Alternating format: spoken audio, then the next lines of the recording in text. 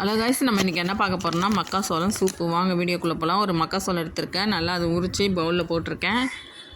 ஒரு வெங்காயம் பொடிசாக நறுக்கி போட்டிருக்கேன், ஒரு 2 பச்சை மிளகாவும் நறுக்கி போட்டிருக்கேன், 3 டம்ளர் தண்ணி ஊற்றிருக்கேன், தேவையான உப்பு போட்டிருக்கேன். இப்போ அப்படியே வேக வச்சுக்கலாம். 10 நிமிஷம் அந்த சூப் ரெடி ஆகிடும். இப்போ கார்ன் நல்லா வெந்துடுச்சு. இப்போ கார்ன்ஃப்ளவர் மாவு 2 ஸ்பூன் போட்டு நல்லா கலக்கி எடுத்துக்கலாம், கொஞ்சம் தண்ணி ஊற்றி. இப்போ அந்த கரைச்சதை எடுத்து சூப்பில் ஊற்றிக்கலாம். இப்போ நல்லா கலக்கி விட்டுடலாம், கொஞ்சம் நேரம் கொதிக்கட்டும். கொஞ்சோண்டு இஞ்சி பூண்டு பேஸ்ட்டும் போட்டுக்கலாம். இப்போ கார்ன் பொரிச்சிக்கலாம். இந்த சூப் செம்ம டேஸ்ட்டாக இருக்குங்க. நம்ம கடையில் போய் வாங்க வேண்டாம், வீட்டிலே பிள்ளைங்களுக்கு பண்ணி கொடுக்கலாம்.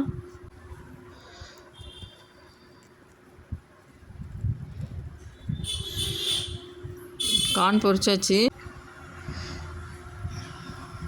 இப்போ சூப் ரெடி ஆகிடுச்சு. பெப்பர் போட்டுக்கலாம், கொஞ்சம் கொத்தமல்லியும் போட்டுக்கலாம். இப்போ நல்லா கலரி விட்டுடலாம், நல்லா கலக்கி விட்டுக்கலாம்.